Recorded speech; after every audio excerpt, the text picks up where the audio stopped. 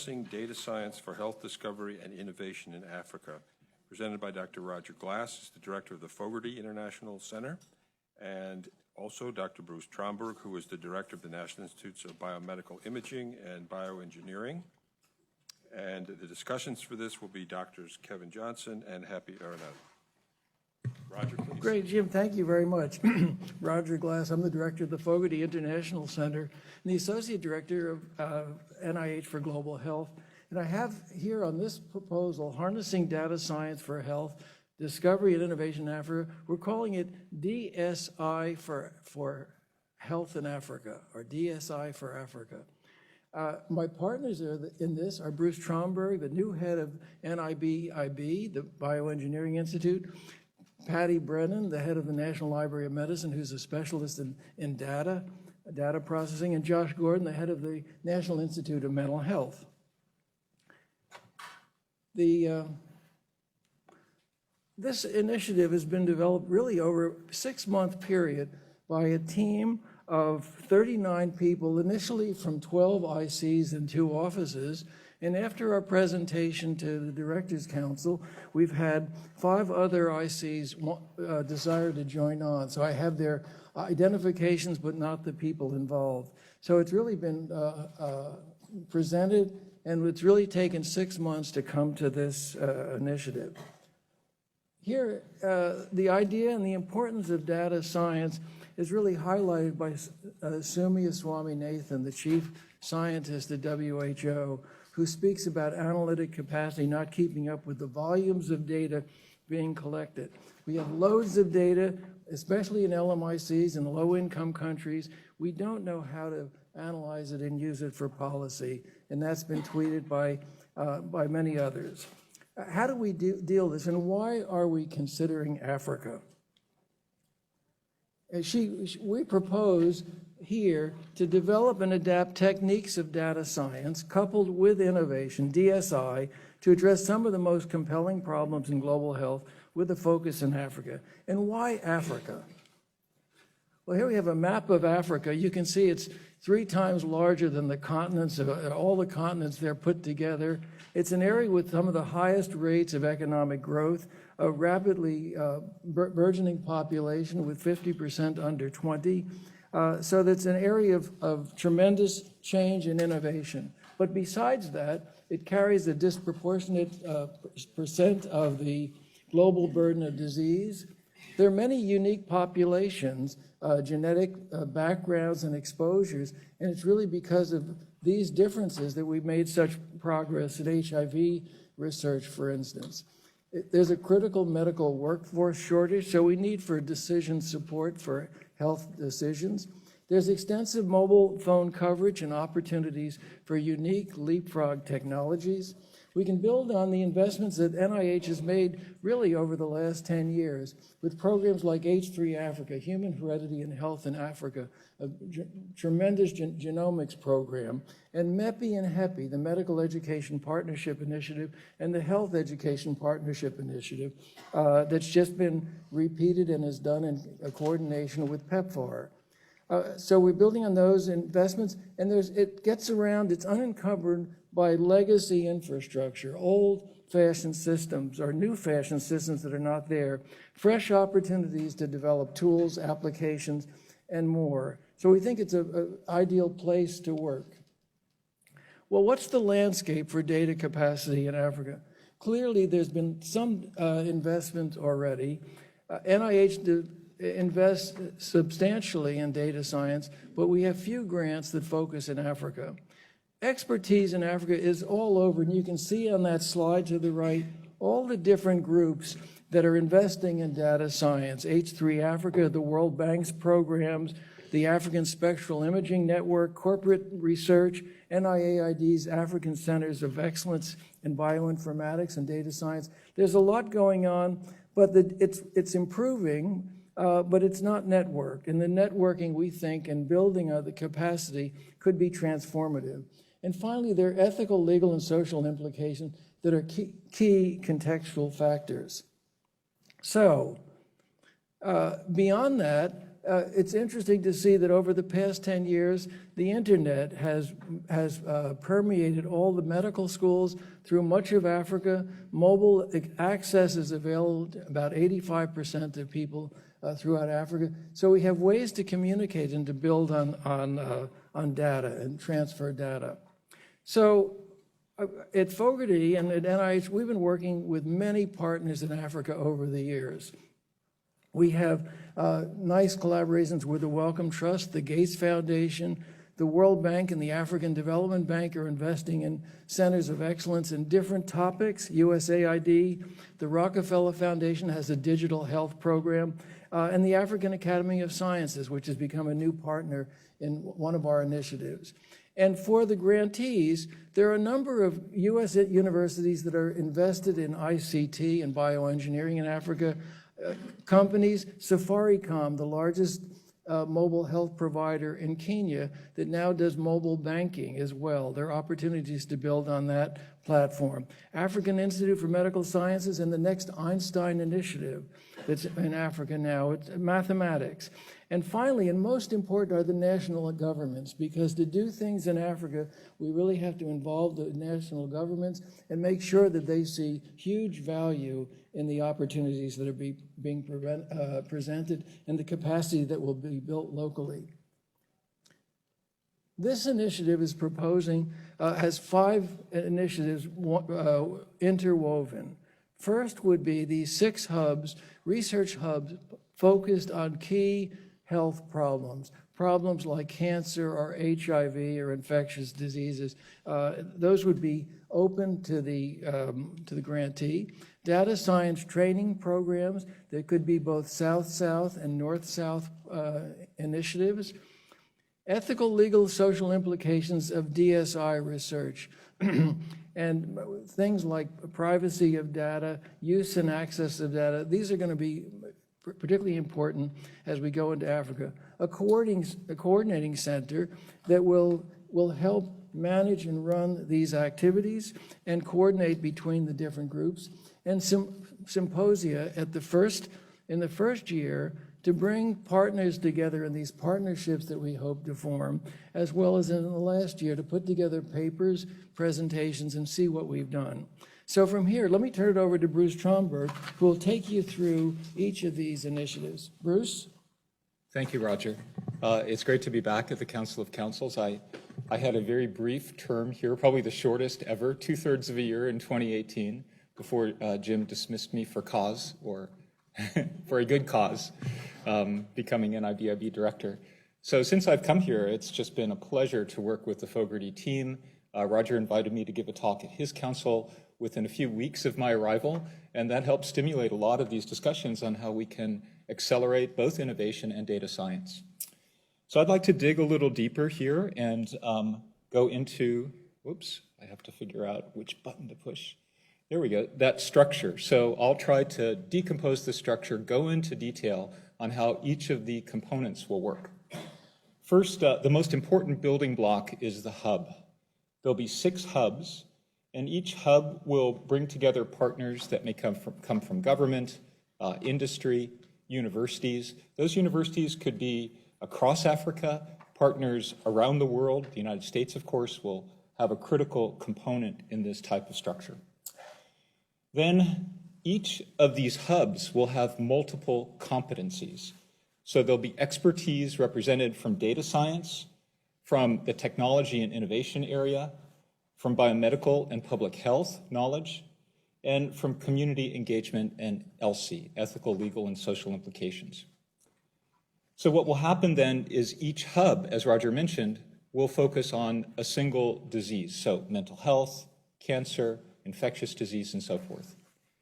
To help motivate this concept a little bit further, we put together a kind of a hypothetical example of what a hub might look like, how it might be structured. This is taken from actual projects that are ongoing in Africa, so these are not just synthesized by us out of our imaginations. These are real projects with individuals that we know of, some of whom we are working with in our teams that are going on in Africa. So I'll take you through this slide fairly slowly. On the left side are the technologies. That's where the innovation and the data science is taking place. On the right side of the slide are potential outcomes. If we could put a hub like this together, these are some possible public health and clinical outcomes that we could expect at the conclusion of a project like this. So looking at the left side again, and in the middle, of course, are the multiple partners that may be represented in an effort like this. On the left side at the bottom, and moving across all of these types of research projects, is an enabling technology using light. It's a hyperspectral light scattering technology, and I'll explain how that comes into play in each of these areas that are impacting malaria. At the bottom, there's a lot of activity that's built around using smartphones in medical diagnostics and point of care.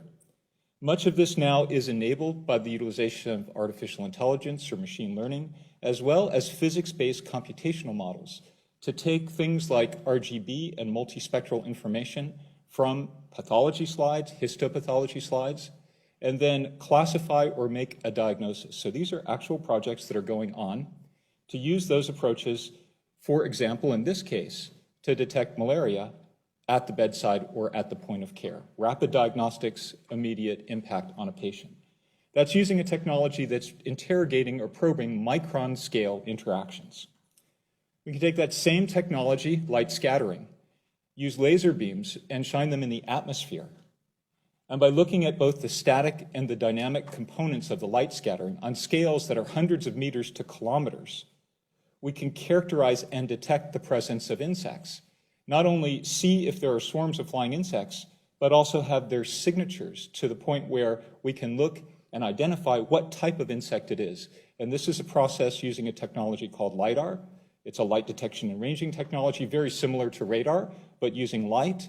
So we use optical frequencies, invisible light, low intensity levels, but sufficient to be able to capture these backscattered light signals and then characterize in real time where insect populations are, and can even detect differences between male and female mosquitoes based on the differences in the beat frequencies of their wings. Moving up in scale to hundreds of kilometers, there's a technology known as hyperspectral reflectance imaging. I think many of you are familiar with this. This is a fairly well-established technology, originally developed to find things like tanks and terrorists and bushes, but now it's been converted, literally the beautiful swords to plowshares type of conversion, for a variety of environmental monitoring and public health applications. So here we're able to visualize vegetation growth and water content using these hyperspectral signatures, both in space and in time, map them out, develop vegetation indices. The next step is to combine a vegetation index, and this is also a real project that's ongoing, with electronic health records to be able to correlate the fluctuations or the appearance in that index with outbreaks of malaria. So one can imagine having hyperspectral imagery from satellites or drones, and then being able to predict, based on those changes in the environment, when the population may be at greatest risk. So you can put all of this together, an enabling technology with a variety of different computational methods spanning multiple spatial scales that could then be used to drive fast point-of-care diagnostics and therapeutics, detect and characterize insect populations, and, in fact, possibly give you on your phone. We have weather reports now. It's not inconceivable to have insect reports that could advise people in terms of what to do with respect to public health, protecting themselves. Don't go out during these hours. Use countermeasures like netting and bug spray and so forth. So this is, again, it's our synthesized hypothetical example based on real things that are going on in all these different locations in Africa and, in fact, around the world. So the next component is training. And you might imagine I just covered microns to hundreds of kilometers in spatial scale. I also talked about machine learning, artificial intelligence, physics-based models. These are specialized areas of activity that need new forms of training centers. So we envision having 5 different training centers that would be stood up initially right at the beginning, where people would learn fundamental enabling aspects of all of these components of these projects, data science and innovation. And then as the hubs become populated and differentiated with respect to the problems they'll work on, then connect each of these training centers with hubs And that engagement would take place through a central coordinating center predominantly. So training would begin to move after establishing clear fundamental basic training practices that would allow and facilitate this type of interdisciplinary activity. Then the trainees would move into these hubs and start working on problems that have been identified and are of great relevance to these regions. The next area are the ELSI centers. So there would be 4 ELSI centers. And as you know, there are tremendous implications of bringing new technologies into populations that A, may or may not want them, and B, the technology developers may not have thought clearly through how best to get people to adopt them. So these will again have a similarly critical impact, and they will engage also with the coordinating center in the middle and distribute that expertise to the appropriate sites with the applications. So finally, and I've talked about this already, the coordinating center will have a very critical role in piecing all of these components together, ensuring that there's good communication. There will be a lot of fundamental enabling technologies and capacities that could be transferred from one hub or one project to another, and the coordinating center will have a very critical role in this as well. We envision that in the first year, we would not really launch everything in the first year. We would launch a symposium that would help people come together. The FOAs would come out, but then people would come together and we would help assess the state of the field, catalyze new collaborations, really begin to focus in the various stakeholders so that we could have better applications come into us by the due date, which would be after this particular symposium. And then by the end in year 6, we would have a final or capstone symposium where all of the effort and work that had been going on, we would really try to emphasize capturing that for determining where are the key directions to go in the future and considering the possibility of an extension of a project like this. So I will hand it back to Roger, who will now summarize the project with the deliverables. So what can we expect at the end of 5 or 10 years from this initiative? I think there's a lot. I think there's a lot in here, and a lot has changed. I think 10 years ago, we didn't have the internet and the cable, the sea cables down the east coast of Africa. So we can begin by thinking that we'll have recognized centers of excellence in data science and innovation in a number of countries in Africa and training. We'll have advances in policy surrounding the ethical issues, data use, data sharing that take a while to put in place. We'll have products. This is innovation. Products, software, solutions, companies that might spin off from these activities that could generate income. We'll have new interdisciplinary collaborations within the different hubs. We'll have the demonstration of the feasibility that the data science initiative can improve health in Africa through the innovations and the expectations that will come from each hub. We'll have the capacity to develop and advance appropriate tools, artificial intelligence for the issues that are being addressed by each hub, a unique network of scientists on the continent, just like we've done with the MEPI program that's led to AfriHealth, a consortium of medical schools, nursing schools, health science centers around Africa that spun out of the MEPI program, and new knowledge and interventions that will improve health. So we think there's a lot there that will benefit and come out of this initiative. Let's give some examples before we close.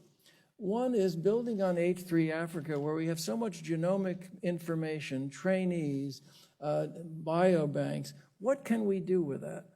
Well, one thing is we can think about pharmacological dosing, pharmaceutical dosing, risk factors and biomarkers. For viral surveillance, we can look at the sequences of viruses, tracking of infectious diseases through point-of-care diagnostics and genomics, building the surveillance, the other data portions that would make surveillance better and improve global health security. In the area of diagnostics, we can link diagnostics in areas like cancer, biomarkers, screening, using AI for cervical cancer, linked to cell phone technologies, digital stethoscopes for heart, lung, and blood diseases, that could be used, digital detection devices. So screening could be another component that would be suitable for many of the hubs. We could, in mental health, and Josh Gordon has included this, things like predicting suicide risk or depression. Depression is one of the major causes of DALYs in the developing world. Integrating the digital data that we have, social media, phone sensors, to come up with diagnoses that would allow for treatment and improvements of health. And the exposome, looking at environmental exposures that could be monitored through new innovations and techniques. Household air pollution, for instance, which has been a big initiative here at NIH by many institutes. So in summary, we feel that this proposal is ideal for a common fund initiative. We've had now 17 institutes and offices that have found value in this presentation and what they could see in the future for global health. It's synergistic with many of their investments. We think it's cross-cutting in that it integrates knowledge across many disease areas and disciplines, especially the disciplines in engineering and in data science.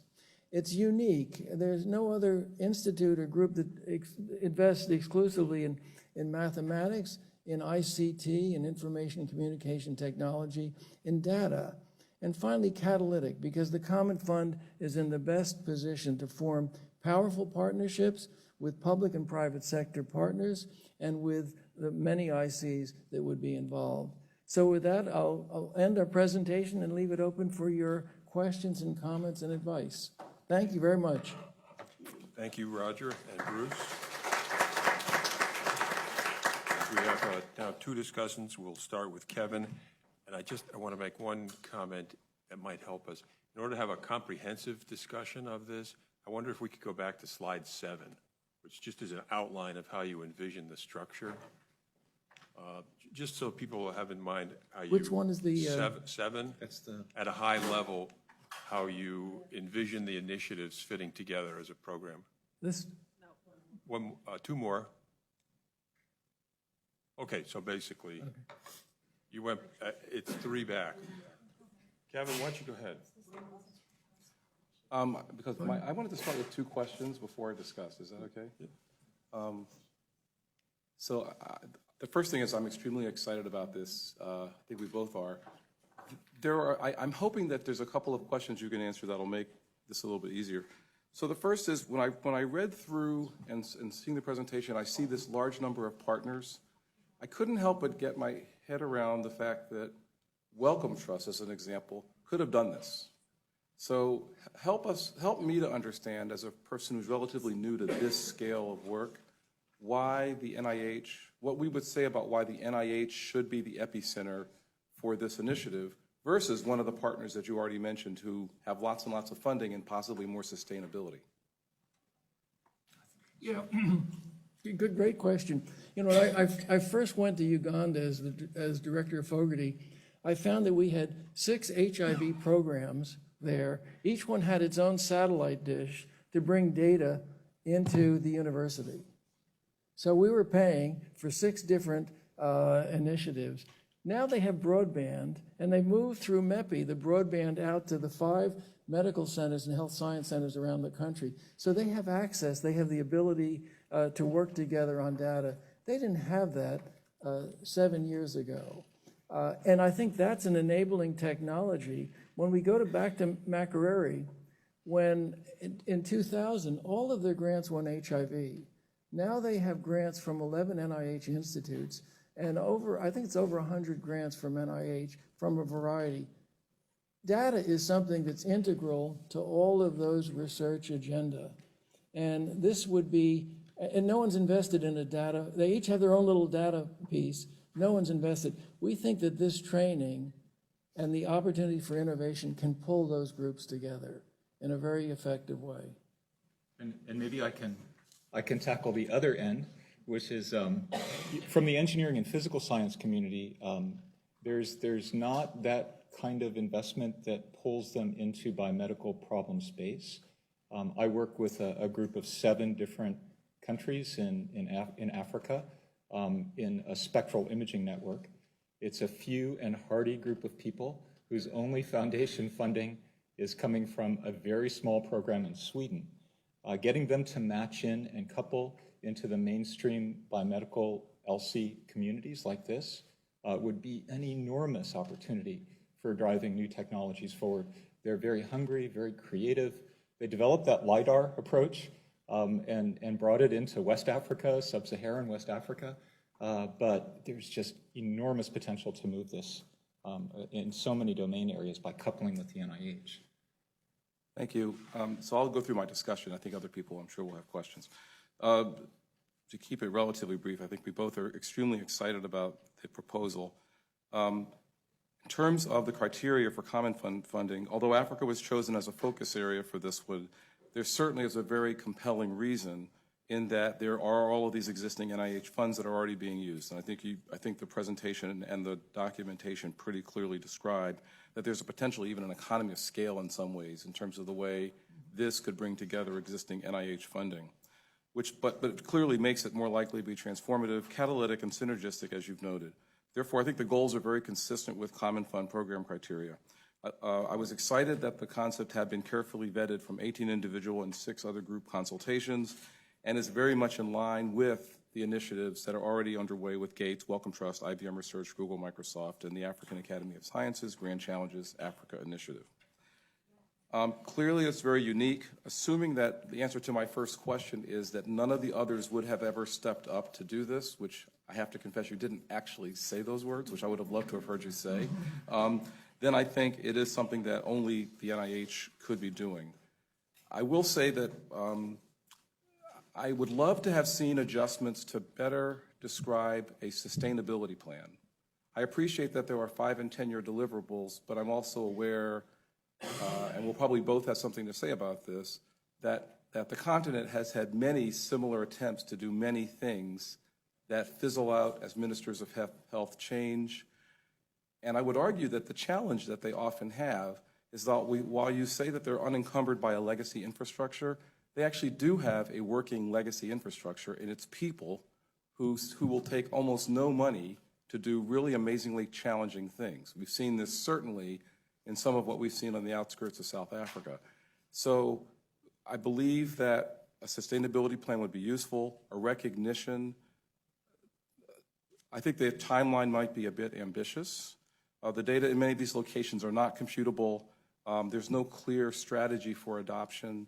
And so I think we need to just recognize that one of the biggest challenges to getting an EHR up and running in this area is that there is an infrastructure in place that's nowhere near paper-based, that's nowhere near electronic, and people may generally not be so excited about going there. And so there's a challenge in terms of implementation science. In fact, Ethiopia right now is working really hard with embedded implementation science activity just to learn how to negotiate some of the issues that are in the LC space. So clearly, a lot is going to slow this down that I think you all understand better than many of us. With that, I think the training budget is not sufficient, and I would love to have seen, I saw the straw numbers, but I'd love to have us recognize that we need models to cover all of the different vagaries of training in such an incredibly complex environment across that technology spectrum, but also the awareness and accountability spectrum, et cetera, et cetera, et cetera. I agree with your comments about the mobile phone-based solutions. I do think that's a real opportunity, and certainly tools like RedCap Mobile, for example, have been very well received there. And that's all I have. Let me just step in and address the sustainability issue, because I think our most important partner in this will be national governments. And if they see value in this, they all have data. They are all not using data well. So if we can capture their imagination around the use of data, that's a big start. The second is that in that slide I put forward, all of those groups, Rockefeller, USAID, if I can go back to that one. Yeah, here, Wellcome Trust, they all have initiatives in digital health, in some aspect of digital health that they're involved with. They're all scattered, they're all focused on one disease or another, they're not together. So there is stuff going on. I showed that slide. It's not coordinated, and there's no capacity building, and I think that's where this would bring it together. And on the other side, potential collaborators on grants, what we're bringing are U.S. or Southern universities with competence in ICT and data handling, mathematics and engineering. We have companies involved, and we're most impressed in Kenya that Safaricom, that provides 85% of a major portion of the cell phone, is also 85% of the banking.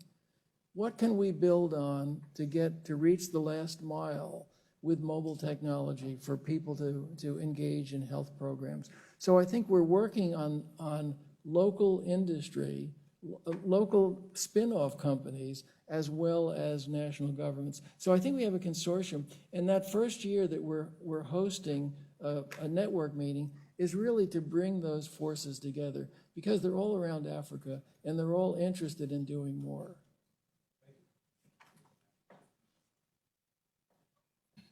I, too, am very enthusiastic in this next step, especially having been an instructor for the MEPI program in Ethiopia. I know our students there are always so engaged, and brilliant students are always interested and welcome in new initiatives like this. And the timeliness with the emerging technologies are very exciting.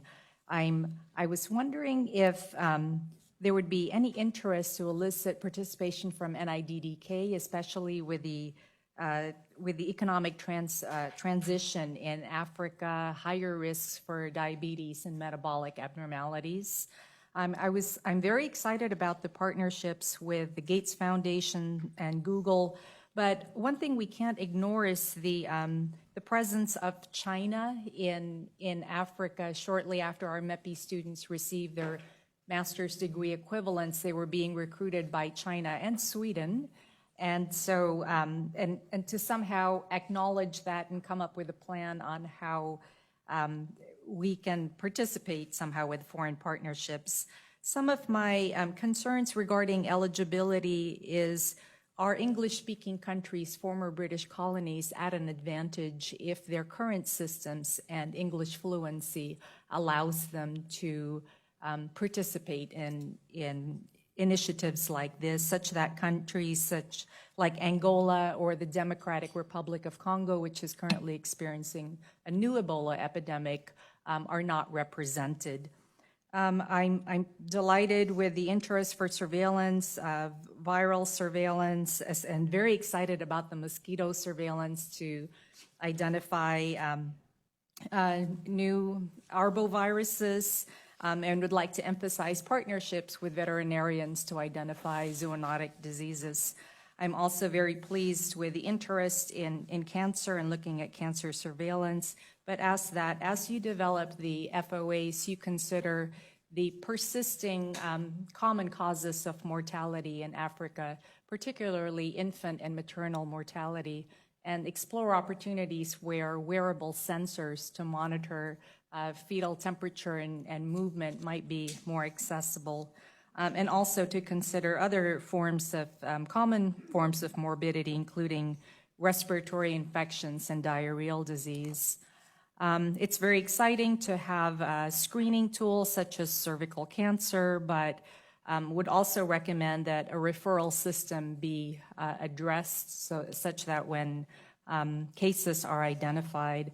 And that also applies to mental health because of the diversity of behaviors and belief systems in Africa, including religious influences, that tools that might apply in an American setting in identifying those at risk for depression or suicidal ideation might not apply in Africa, or might apply differently in countries that have been exposed to displacement or war.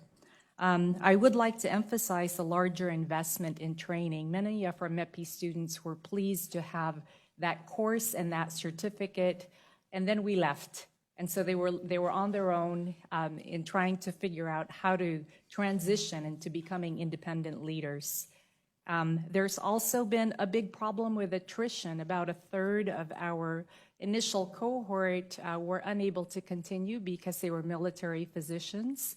And then a fourth came to the US and were successful in getting residencies here. Some went to China and some went to the Karolinska Institute in Sweden. So I would like to reemphasize the investment in training. And But this is exciting, and I'm especially excited for the potential of commercial opportunities for Africans. Thank you both for sharing your thoughts on this.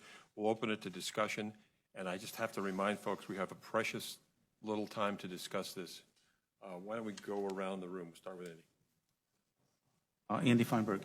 This is really fantastic. On the issue of cancer screening, diagnosis, whatever, I actually think that this initiative could help to improve the early detection of cancer in minority populations in the United States, underserved populations. And the reason is that there are epigenetic tests that can detect cancer on very little material, and also high-risk premalignant lesions that can't get traction here because the insurance companies say, no, it's got to go to a tissue pathologist, and they have to examine the slides and so forth. But that's not so practical in Africa. And so you could imagine a system where, in cooperation first with like reference labs in one of your hubs, but then ultimately a device that's at point of care for actually diagnosing cancer on the spot. And then that could then enter the American healthcare system too.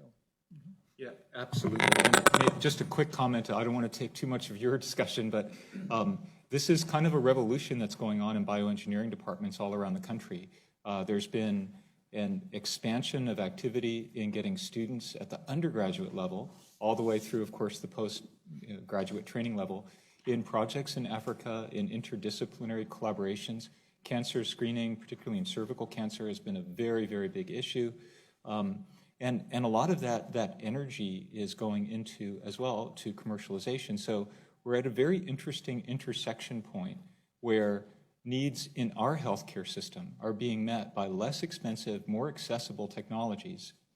And those same needs can actually be brought over into developing nations, low or middle income developing nations. So it's a convergence, and we have to seize the moment and really move this forward, of course, in Africa. And then what works here, we have to get it off the ground so that healthcare is more evenly distributed. Okay, we're going to eliminate our break, but it still means we'll have to just focus on what you need to approve, disapprove, modify, or defer. So I'm sorry, let's keep going around. Who was next? It seems to be the USAID Predict grant. It seems to be kind of a model here for that. It's in 30 countries, and many of those are in Africa, but they're focused on viral detection. Is there anything to be learned or coupled with USAID? I see that as a partner here. Is that kind of what you're thinking?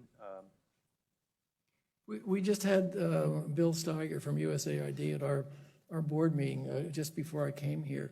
And they just signed an MOU with NIH to collaborate in areas that we can work out. So I think this will be something that will be on the table as we go forward. Thank you. This is really very interesting, but one thing that I heard about is cervical cancer, but I never heard about how to integrate women into bioinformatics engineering and how to support women in Africa through this process. So I would like to see some of that included into this proposal, how women will integrate in a mostly patriarchal society and allow them to participate in all of these wonderful opportunities.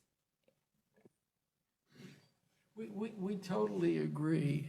We totally agree, and I think that'll be a focus as we go forward. And the NIH is taking a huge initiative on this as well. Kristen? Hi, it felt to me, and maybe it wasn't, but it wasn't explicit, it felt to me there was a community engagement lacking in this. It may be that it comes in through the LC part, but that wasn't clear because the LC descriptions were mostly about the ethics of data sharing, which is the kind of thing we think about here. But it seemed to me a lot of the potential health outcomes are public health, they're related to communities, and I couldn't help but take your example and make a flippant sort of comedy of it in a sense that I heard on the news the other night that we have 3 cases of EEE in Massachusetts. don't go out and barbecue at 6 o'clock. So I said, screw that, I'm going out, I want the grill, I want a barbecue. So I made that decision. But I could at least get that information and make that decision. What if, on the flip side, you had this very nice view of mosquitoes coming in and you could be told that, but you still had to go out. So I think the community engagement feels to me that it's lacking here, and maybe that should be brought in one of the perspectives a little better. So, Yeah. I think we're very, I am particularly sensitive to that, having experienced rejection in bringing technology specifically to Ivory Coast, where I worked with engineers and physicists there. We brought this technology into a clinic, and we thought we were ready to go to enroll patients. We had consent forms and everything, until the head of the clinic said, no way, my people will not participate in this study. And it was a non-invasive malaria detection technology. So, it hit me. It took a while to really understand, and absolutely, it's very much embedded in my consciousness as a technology developer, but that's absolutely critical to acceptance. You talked about this being a great time where there's a confluence between technology, foundations, and money coming together so that there's new technologies that are being created to address these issues in Africa. I would say it's a great time here in the United States for one reason. We talked about underserved areas, and the most underserved areas here in the United States are in your rural areas where you have many states, like in Idaho, where you may have an area where you only have 20 people per square mile. So the distance to health care is a huge issue, and it's an issue that needs to be addressed by creating a different kind of system. And let me quickly, I know that we're running out of time. We've been investigating systems, let's say in India, where they have the same problem with resources and distance. So they're looking at ways of taking lay people and supplying them with AI and other tools that allow them to do preliminary levels of diagnostics so that you can find basic types of illnesses, diabetes, some levels of cancer and so forth, so that they can now be referred to an area where there are more professional people. I just want to say that this is so needed in your rural areas in the United States, so that I would hope that as this continues to grow, that there is a formal connection to rural organizations here that are trying to deliver health care there. Number two, I've worked with insurance companies for a long time. They have very strict type of ways of looking at new technologies before they will cover them. The world is kind of changing. The world is changing now such that at least CMS is encouraging for the cost of care to be the responsibilities of providers and their networks. So that's a different level of discrimination, and it's a different level of thinking. So the time is going to come in the next 5 or 10 years where providers of care will be making decisions on these types of technology and will not necessarily have the same level of need to scrutinize to the point where you almost have to have your arm twisted to invite in another technology. They will invite this in because, one, it is effective, two, it works with the population, and three, it's low cost. And those would be the three things, and it's effective. Those would be the four things that would probably be the most important criteria for the introduction of these things into a healthcare system in the next 5, I would say, to 10 years. So the formalization of this kind of work, informing internal to the United States, particularly in rural areas, is real important, but also recognizing that the way care is being paid for is changing, so it would allow the opportunity for adoption a lot easier. Yeah, and I would say, I think that's very prescient, because I think many of the technologies and ideas we develop through this will have direct access back in the United States as well.